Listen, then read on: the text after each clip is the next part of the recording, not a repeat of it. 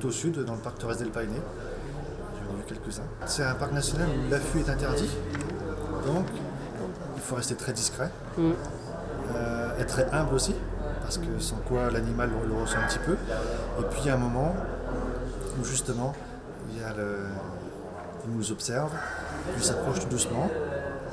À chaque fois, hein. Il y a des individus qui vont être tolérants, qui vont venir voir, puis d'autres inversement qui gardent leur distance de sécurité, c'est-à-dire 300-400 mètres. Donc dans ces cas-là, on n'essaie même pas d'approcher parce que l'idée, certes, c'est c'est les observer, c'est ramener des images, mais en aucun cas les déranger.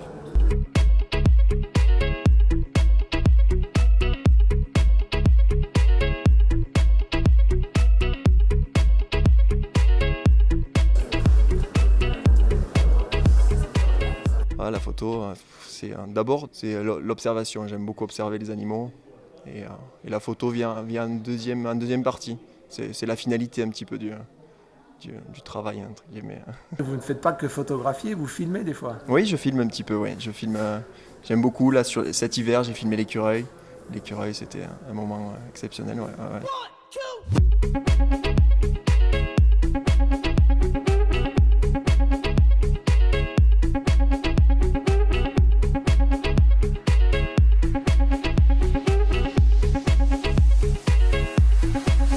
Même endroit et puis sur une durée très courte. C'est un jour particulier, le Voilà. chiffre. C'est le jour où la lumière a voulu se révéler comme ça, ce qui est assez rare. Ah oui. Ce qui est assez rare, on peut y retourner Vous avez attendu jour combien de temps après alors? jour. J'y suis allé plusieurs jours d'affilée, puis il y a un matin, la lumière s'est révélée, et puis un petit moment magique.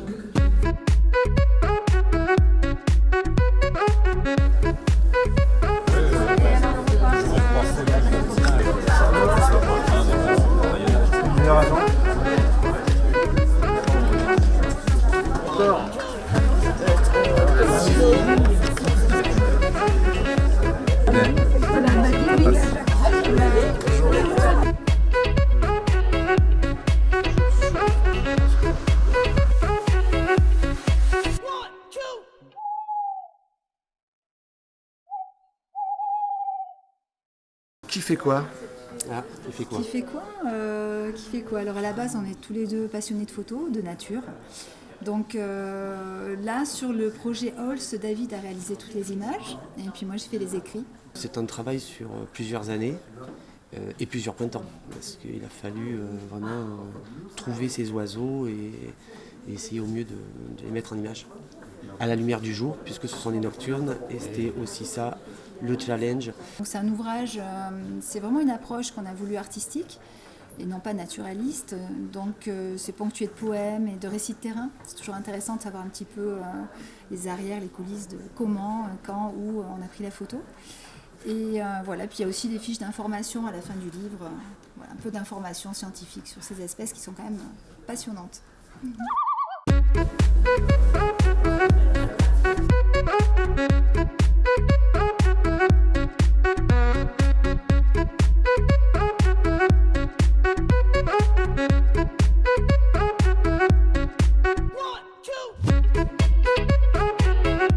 Les émotions quand on fait ces photos, elles sont très diverses.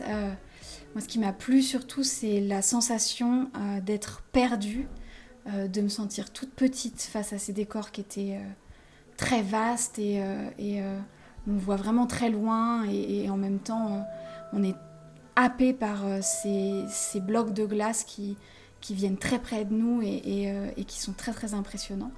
Et la deuxième chose, c'était aussi ces ciels qui m'ont vraiment fascinée, qui étaient très très denses et qui prenaient en étau entre l'eau et le ciel ces glaçons plus ou moins gros qui révèlent tout leur camailleux de bleu dans une lumière qui est plutôt homogène et enveloppante comme ça. Voilà. C'est ma première exposition, donc je suis ravie de la faire à Photobrac. Je suis ravie de la faire aussi dans un endroit comme l'Odyssée, où elle va très bien, elle contraste avec la chaleur du lieu. La plupart des gens sont ravis de voir l'expo ici, et d'ailleurs elle restera donc plus longtemps.